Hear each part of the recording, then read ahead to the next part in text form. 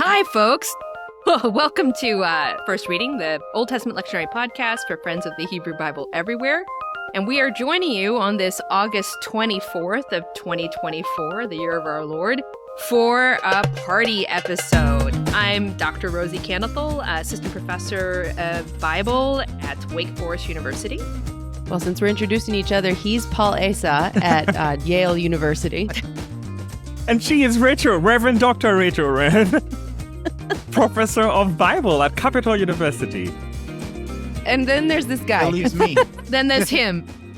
Sorry. Dr. Tim McNinch at Christian Theological Seminary. Awesome. So here we are, and we have multiple texts available to us.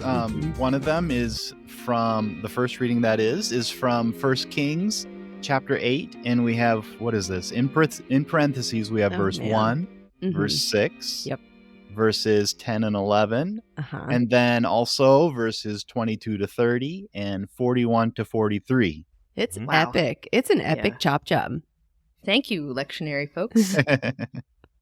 But I mean, in essence, this is Solomon's dedication of the temple in Jerusalem, right? So the parenthetical part is a little bit of context for what's happening. And then the unparenthetical sections are parts of Solomon's prayer of dedication, if I remember right. Yep. Yeah, this is a really pivotal moment in Israelite history, isn't it? It is. And we'll get to it eventually, right? So there's other texts that we have to consider for the week, such as? Yeah, I mean, there's a gorgeous psalm, Psalm 48, one of my favorites. 84, right? And yeah, 84, whichever you want to do. No, it is 84. Chiasms. Yeah. I'm just lost in chiasms. No, it is Psalm 84. And then we've got Ephesians 6, verses 10 through 20 for the epistle. And of course, ongoing, the Bread of Eternal Life discourse from John chapter 6, 56 through 69, the closing portion of that. So, a variety of texts to talk about today. Yeah, and preachers, if you're getting sick of the Bread of Life discourse, which goes on and on and on, you could come join us in the first reading. It's like when the Israelites got tired of the manna in the wilderness. That's right. That's Enough right. of this bread. Give us something else to eat. Give us meat. Come with the flesh pots. Come with the flesh pots. There we go. So why don't we take a few minutes here to talk about 1 Kings 8.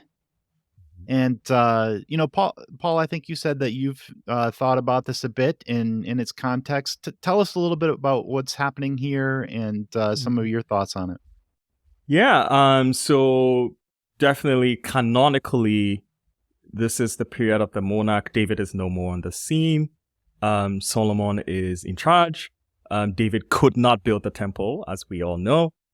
Solomon apparently at this point had built it. And this is a ceremony dedicating or consecrating the freshly built temple. But there's also a lot of things about the Ark of the Covenant and the presence of God, and the movement of the Ark of the Covenant from its nomadic sort of state into a state of permanence, where it is finding new home and new dwelling within the temple, right? And that is followed by a series of prayers that essentially petitions God to be gracious and to hear and listen and be kind to everybody who prays or does something within the new temple that has been built. Essentially asking for a blessing upon the sacred space. I guess, a lot of things can be said about the passage, truly. But I kept thinking more about, things like the movement of the presence of God into a state of permanence, and thinking about the presence of God in nomadic terms, that the presence of God did not have a permanent location, but now it does. That was a part that I hadn't really considered that much, but I know that this concept of movement and nomadic versus settled is something that's been a part of your study, Paul. Why do you think that's significant here? What layer of meaning does this give to the text for you?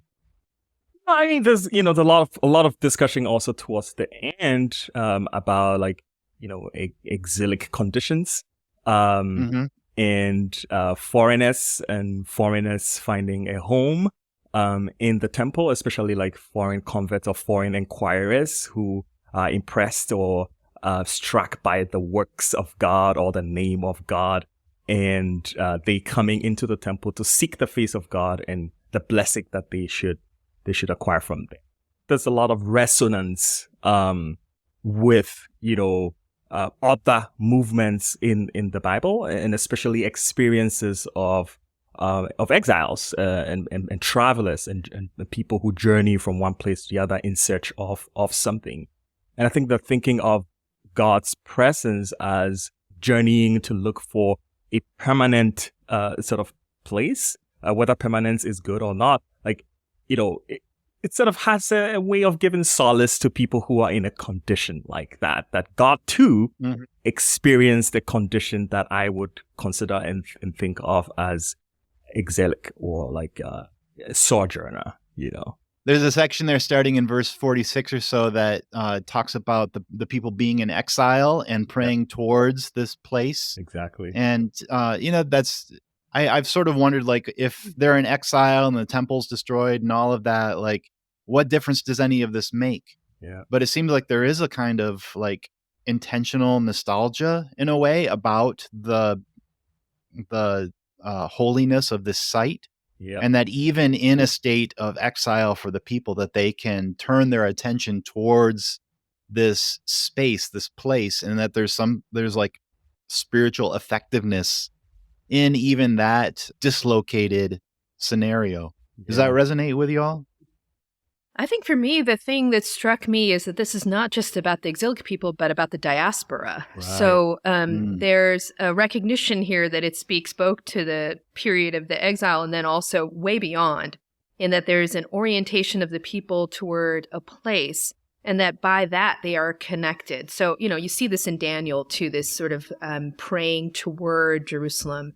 And that by that they are connected no matter where they are. And so to me, what Paul's kind of talking about too, this migratory God is also, a recognition of the people in their own movement, and that their movement does not remove them from the presence of God, but opens up new opportunities for them to draw upon the presence of God that rests in Jerusalem, but dwells within them. So, this is even toward the bread of heaven discourse, the sense that that we all eat from the same table, can be dispersed and still be one. Mm-hmm. Mm-hmm. Gorgeous. A little sort of structural thing that's kind of interesting. The passage in First Kings kind of it moves outward. So it starts out talking about the focused presence of God in the temple itself, and then about prayers and sacrifices that are offered in that space. But then as the prayer moves out, it talks more about people praying towards the temple and having their prayers heard. And then it talks about people praying towards Jerusalem from further afield, and still their prayers are heard and answered. And then finally, it's just, if they pray just towards the land at all, then God will hear and answer their prayers. So there is this sort of like this outward spread of God's accessible presence with the people wherever they might be. And if we're thinking about this as a pivotal text, as Solomon's dedication, those last verses in this reading, which include the foreigner, specifically making this a house for all people, that to me is quite significant to hear that in the initial prayer. This is not just about this nation establishing its temple toward its God, but that it is a resource for all people, right? As we talk about Solomon and wisdom being something that all nations might desire and want to have a part of, Solomon seems to acknowledge that in this prayer. And if I could also just say a little bit about prayer here, like we have not seen a lot of kings doing public prayer this way. Ooh. And in the passage for the week before, we just had heard Solomon praying aloud for a wise and discerning heart, a listening heart, and an attentive heart.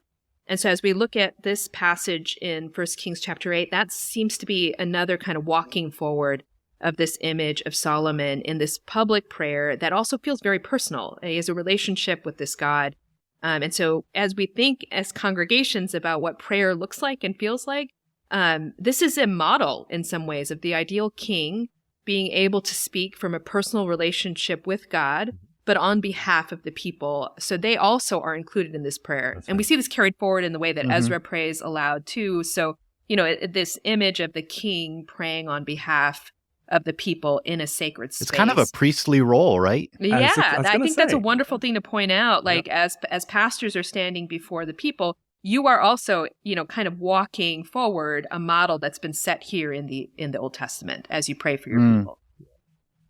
Yeah, gorgeous idea. The figure of Solomon as playing a priestly role is very important also for understanding like the kinds of things that he prays about, you know, moving forward in, I think, 26 there about. Like in 22, the text says he spread out his hand towards heaven and then said words, like he prayed, which is a very like good gesture, like an embodied prayer gesture or Yeah. posture, right?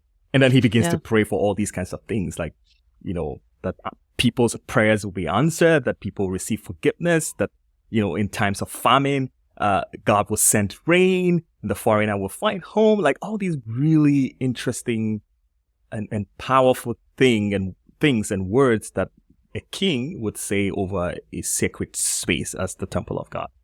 Really Mhm. interesting. As we're kind of talking about Solomon as a model, I think it's important to note that there is a slight corrective that the text does to Solomon, which we don't get in our lectionary text today, but it is very interesting.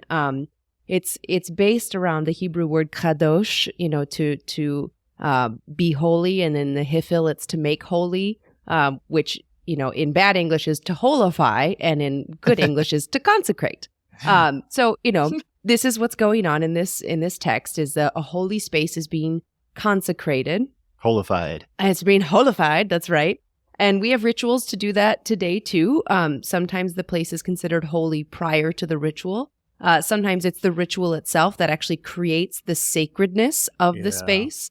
And then sometimes it's a third thing altogether. And what we have in this text is two different interpretations about how this space was made holy. Mm-hmm. So Solomon has this huge long prayer. And then in verse 64, it says, the same day the king consecrated the middle of the court that was in front of the house of the Lord. So that the king's ritual, the king's prayer is actually doing something to holify, to consecrate at least a part of the temple. But in 1 Kings 9:3, God shows up to Solomon and has a bit of a rejoinder to the prayer.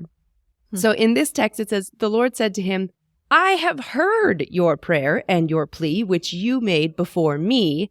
I have consecrated this house that you have built and put my name there forever. Mm. So the text wants to make very clear that, yes, Solomon did all the proper ritual. He had the great gestures. He had a perfect prayer, but that the actual consecration of the space, the holifying, was done by the Holy One. Mhm. And I think that's a really helpful, not just reminder, but again, just sort of posture for us to inhabit for a couple of different reasons. Hubris is a real thing in, I think, the church, and it's sort of a backwards hubris, like who can be the most suffering servant sometimes, who can be the hardest working. But it's important. This text reminds us that the work that is done is God and God's alone. Mm. That in some ways we are called to it, but that the actual enacting of bringing people to God or of holifying spaces or people really is God's. And so then we get to rest on God's agency and power in those scenarios. Mm-hmm. Yeah, chapter 9 there goes on to, it's just if, Yeah, like for Solomon's part, like you Yep. can be a part of this if Yeah. if you abide by the ways that Yes. God is laying out. So again, exactly what you were saying, Rachel. You know, one other thing I wanted to bring up about this text, a theme that comes up over and over in it is this concept of the name of God. Yeah. That this is a dwelling Mhm. for God, but specifically for the name of Name. God. You gonna go Carmen Imes on us? We could. I love that book. Yeah, a good book plug here from our friend Dr. Carmen Imes. bearing God's name from IVP. Really, really helpful. Ends it like you said. Sorry, if I can just put one thing. Like it upends the way we think about God's name, and especially taking God's name in vain in a really helpful way. Yeah. Like that concept has been needed to be disrupted for a long time, Right. and she does that well. So yeah, fully agree, Tim. Yeah, and I think this is one of the places in Scripture where the name of God kind of comes to the front and center in this dedication here. And there's a couple streams of scholarly interpretation around this. One of them says that by talking about the name of God, it's a kind of like hesitation about God's actual presence here. It's not that God was going to dwell in the temple, but just sort of God's name was there as a kind of, not wanting to put God in a box. And there are a few verses in this that... Nobody puts Adonai in a corner. Yeah, exactly. Verse 27. Yeah. Will God indeed dwell on the earth? Even heaven and the highest heaven cannot contain you, much less this house that I've built. Yeah. And partly what we probably have here is a bit of editorial work through the generations in the text, where there's one stream that's very just celebrating that finally God's going to live in this spot. And another stream that says, well, let's not go so far as to say that. Let's temper that a little bit. So you have a little bit of that sort of thing, which is very common in the biblical text in general. So it's nothing super controversial. It's just there's a conversation happening among the scribes who transmitted these texts to us about what it means for God's presence to be somewhere. Yep. And one of the ways they talk about it is with the sense of the name of God being somewhere. Yeah. But there's another stream of scholarship that says, it's not that they're trying to temper that, but they're actually kind of doubling down on it by saying that God's name is dwelling in this place. That's a way of saying that God was physically present in this space. And that comes from kind of a comparative religions thing. There's, other places around, Israel's neighbors had similar language about their monuments and temples, that the name of their God dwelled there. And it got me reflecting a little bit. Maybe, Rosie, I don't know if you've had this ritual yet, but when you move to a new place, often there's a point where you find the mailbox and you take a sticker or something and you put your name on that place saying, this is now where I live. This is the place where my name dwells. That's right. And for me, at least, when I do that at the mailbox, that's when it feels sort of official. Or maybe, on a lease, you're signing your name on a lease or on a mortgage, like 27,000 times on a mortgage. But there's a sense that, when we put our name somewhere, that we're claiming it as this is the space where I now live in some sort of permanent state. That's right. And so the placing of God's name on this temple is a way of saying that the God who's everywhere and who has traveled with the people here and there has chosen this place as home base. And from now on, even if the people are dispersed around the world, they can, turn their attention towards God's home, and God will hear their prayers. So there's something kind of profound in that kind of a theology too, which I'd sort of reflect through to our, contemporary Christian sort of understandings of what it means to be a people of God who bear God's name. Yeah. And this isn't one of the lectionary texts, but I always think of, I think it's 1 Peter, where the apostle talks about the church being a temple of God's Spirit, of living stones that are built together. That's right. Yeah. Where God dwells. And so it just raises all sorts of questions for me of what does it mean to bear God's name, to use Carmen Imes's title there, to be a people where God has put the sticker on us as this is where I dwell. That I think that has big implications for what it means to be a people of God. And I think there's probably some preaching real estate to cover there too. Well, and we joked at the beginning about if you're tired of the bread of life text, come to here. But there are some beautiful, I think, if you wanted to bring in the John text, this would be a really nice way to do it.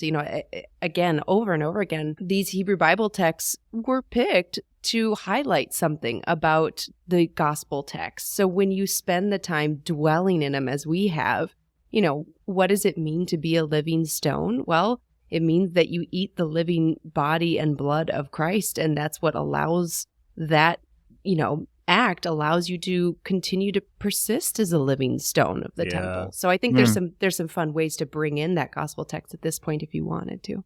If the stones are alive, you have to feed them? Yeah, kind of. Yeah. Well, and even, not to jump to the psalm, but God is called a God of life, El Chai in that psalm. So there's these themes of life and what is necessary for living somewhere, eating and, breathing and having a relationship with the people around you are all throughout these texts. We could talk about Psalm 84 a little bit. It's a temple psalm, right? Yeah, it's so pretty. It's just so good. That's all we want to say. It's pretty. It really is. It's just one of my favorite psalms of all time. Like in terms of poetry, in terms of faith promises, in terms of imagery. It just, and it's been put to music. How lovely is your dwelling place. It's just gorgeous music that comes out of it. It's kind of fun. There's a couple little linguistic fun things and then some very not linguistic fun things. Verse 2, how lovely is your dwelling place. That's actually Yedidot, which every other time it occurs is beloved. So this could also be translated as how beloved is your dwelling place. Of course, they share a root, lovely, beloved. But it's just, it's not just an aesthetic. It's not just a beauty. There's this power of love and connection that is associated with the dwelling place of God here. So I think, for preachers, you could really start to play with that a little bit about what does it mean for God's dwelling to be beloved, especially if you go back to the living stones thing. If you are God's dwelling place, how beloved are you, to in God's eyes even. And that's playing with the text a little bit, but, as preachers, you're allowed to do that. That's the fun thing. The not fun thing is that verse 6, which is one of my all-time favorite verses in the whole Bible, is just completely all over the place. There are text critical notes up the wazoo. Every on word. That one. Oh my gosh, just about. So I was going to talk about it and I was like, no. The one thing I will say is it's got this really pretty, verse 6. So if you go back one more verse, it kind of sets up verse 6. Happy are those whose strength is in you, in whose heart are the highways to Zion. As they go through the valley of Baca, they make it a place of springs. The early rain also covers it with pools. They go from strength to strength. I have loved that section since I discovered it when I was a camp counselor at Flathead Lutheran Bible Camp in Montana. I just remember, I vividly remember reading it and being like, oh my gosh, that's amazing. Because it's this concept of, the valley of Baca, we don't really know what's going on there. It could be a corrupted Hebrew word that was actually meant to be ending with a kind of an H sound, a hey, instead of an aleph. Tears, crying. And so it would be weeping. Tears are crying. As you go through a valley of weeping.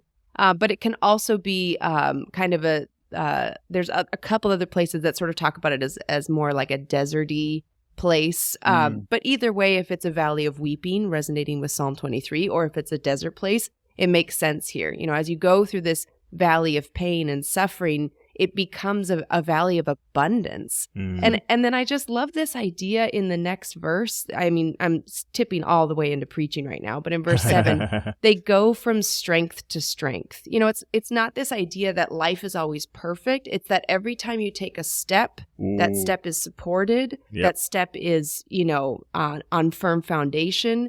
That step is strong. And so you can keep taking those steps with this image of the highway being in your heart. You can keep taking those steps even as you're going through a valley of weeping or a valley of dry bones. Yeah. So it's just, oh my gosh, just That preach is it. gorgeous. Yeah. Yeah, I love this psalm. Yeah, you didn't even talk about a day in your courts is better I than know. 1,000 elsewhere, right? It's The just songs. Yeah, better is one day in your courts. Well, and the thing that's I love about this psalm too is it harkens back to Psalm 1 a couple of times, especially like in verse 12. It has the Ashereh, happy is the one theme. And it's just lifting up this idea which the Psalms goes for over and over again, that happiness wells up for those who are planted firmly, whose roots are reaching into the abundant well of God. That's where happiness comes from. And I just think in a world that like tries to draw us into an economy of prestige, an economy of competition, an economy of never enoughness, there's this promise from the Psalms which is radical and which we are so hungering for, that no, if you stay rooted here and you allow God to root you firmly here, that's where happiness dwells up. Amazing. Preachers, you hope you're paying attention. I love this. Forget all that First Kings 8 stuff. Seriously, go to the second reading. I love the Psalms. I probably also think that a connection between finding a home, like as in First Kings 8, finding a home for God, right? And then the idea of the sparrow finding a home and the swallow finding a nest for herself and where she may lay her young ones in 84 verse 3. It's like fascinating, like really great point of connection here between the two passages. Yeah. That's a great insight, Paul, because the dwelling place here is for the worshiper as well. Like, if this is God's home, if this is where God dwells, I want to. Can I like sublease? Yeah. Can I have a room there? Yeah. And the one who gets to dwell there is the happy one. Yeah, it is the happy one. There's two thoughts that came to my mind because I was playing with the sparrow a little bit too. And of course, Old Testament roots for New Testament fruits. What does Jesus talk about in Matthew? God's eye is on the sparrow. Mm-hmm. That's a beautiful kind of connecting point there. I do wonder if there's some irony because birds were sacrificed on the altars and that's where the bird is said to find a home. So is there some dark humor here or what's exactly going on? Preachers, you don't maybe have to go there, but that's where my dark mind went.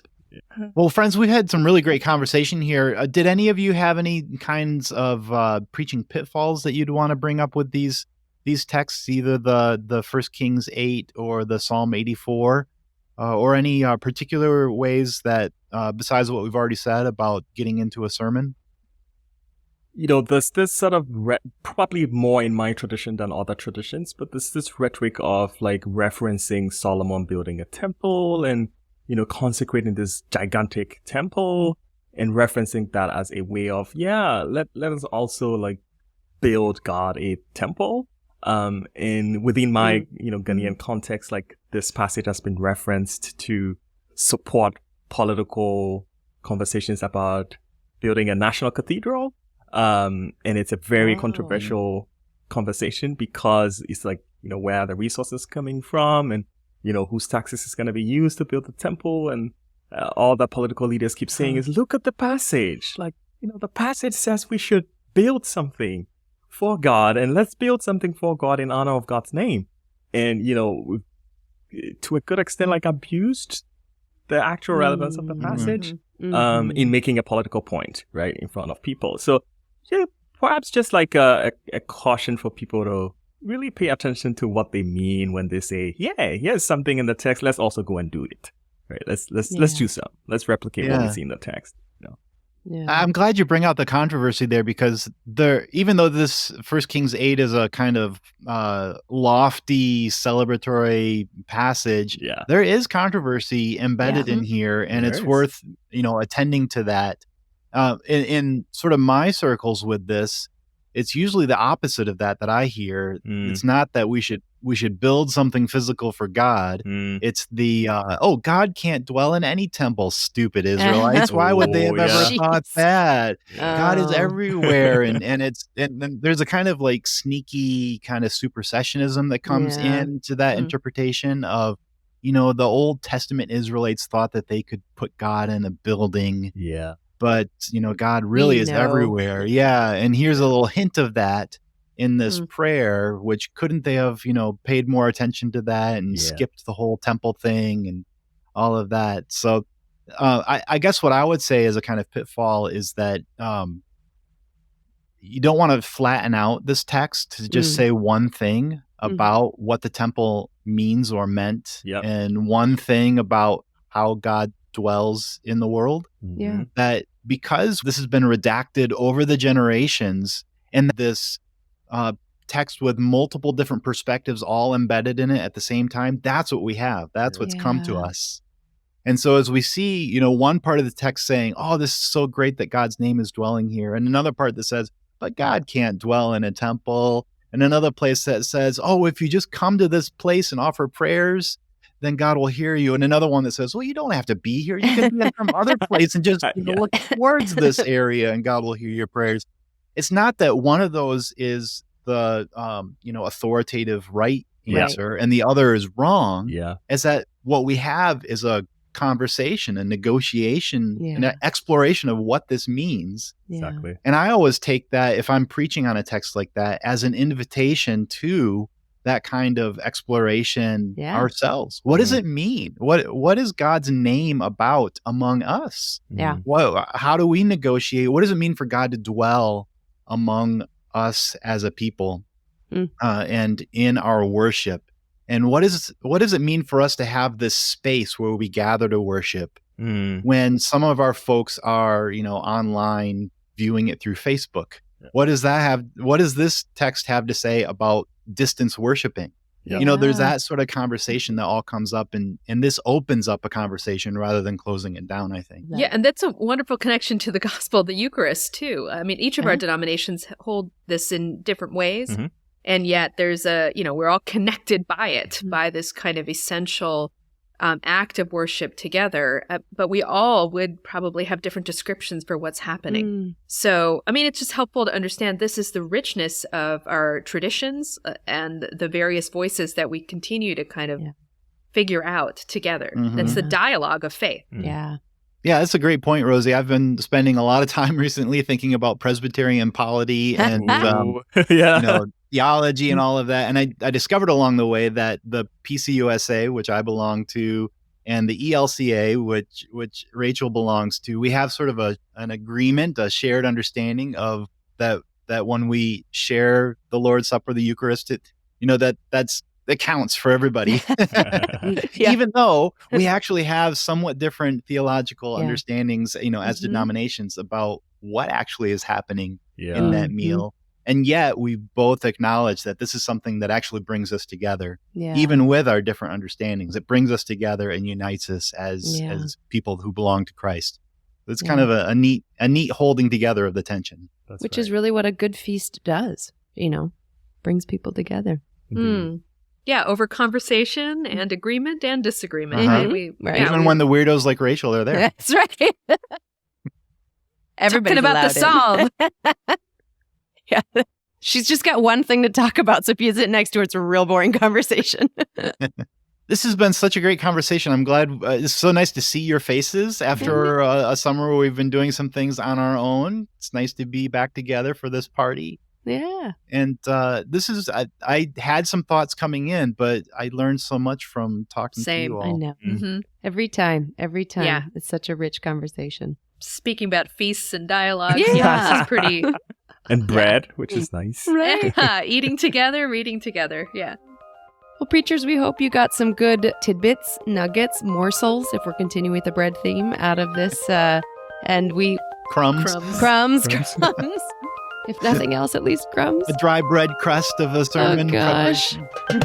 Just a reminder, in case you forgot, this is First Reading Podcast, and we do have a website, firstreadingpodcast.com. We invite you to go to that for all of our back episodes, for any sort of merchandise you might like. First Reading is produced by me and by Paul and by Rosie and by Tim. And we are super grateful to everybody who supports us along the way by donating or by sharing the podcast. Until next time, folks, I'm Rachel Wren. Paul Essa. I'm Tim McNinch. And Rosie Campbell. Bye. Happy preaching. Did I do an awesome. outro? It felt All right. like the moment, but I don't. That was perfect. Was it good? great. Okay. It's very good. Yeah. All right. Well done.